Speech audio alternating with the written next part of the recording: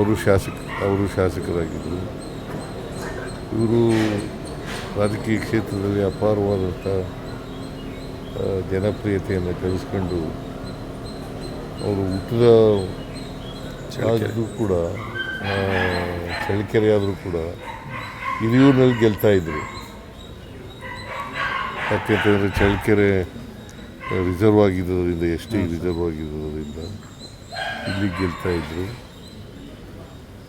ಅಪಾರ ಅಭಿಮಾನಿಗಳನ್ನು, ಬಂಧು ಬಳಗವನ್ನು ಅವರು ಬಿಟ್ಟೋಗಿದ್ದಾರೆ, ರಾಜಕೀಯ ವ್ಯಕ್ತಿಗಳನ್ನು ಬಿಟ್ಟೋಗಿದ್ದಾರೆ ಅಂತಕ್ಕಂಥದ್ದು.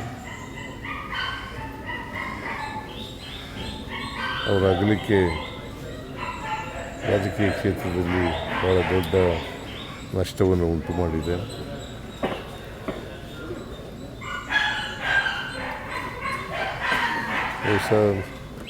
ನಾಳೆ ಕ್ರಿಮೇಷನ್ 4 ಗಂಟೆಗೆ ನಡೀತದೆ. 4 ಗಂಟೆಗೆ ಈಗ ಕುಟುಂಬದವರು ಹೇಳಿದ್ರು 4 ಗಂಟೆಗೆ ಮಾಡ್ತೀವಿ. ಸೊ ನಾನು ಕೂಡ ಅದರಲ್ಲಿ ಪಾರ್ಟಿಸಿಪೇಟ್ ಮಾಡ್ತಾಯಿದ್ದೆ. ನಮ್ಮ ಸಚಿವರು ಸರ್, ನಾವು ಮೀಟಿಂಗು ಮುಂದೆ ಹಾಕ್ಬಿಟ್ಟಿದ್ದೀವಿ. ಮೀಟಿಂಗ್ ಇತ್ತು ಸರ್ ನಾಡಿದ್ದು, ಎಲ್ಲ ಸಚಿವರಿಗೆ ಮಾತಾಡಿ ಬೆಳಗ್ಗೆ ಮುಂದೆ ಹಾಕಿದ್ದೀವಿ ಸರ್. ಯಾಕಂದರೆ ನಮ್ಮ ಮಿನಿಸ್ಟ್ರು ಅವರೇ. ಆಮೇಲೆ ಚಳ್ಳಕೆರೆ, ಚಿತ್ರದುರ್ಗ ಜಿಲ್ಲೆಯಲ್ಲಿ ಇವತ್ತು ರಜಾ ಇರ್ತದೆ.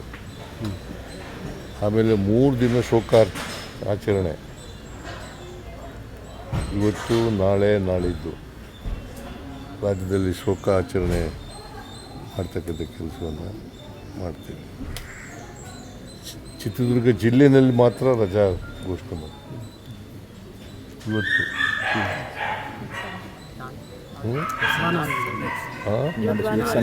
ಸಂಡೇ ನಾಳೆ ಸೋಮವಾರ, ನಾಳೆ ಮಾಡ್ತೀರಾ ಸರ್?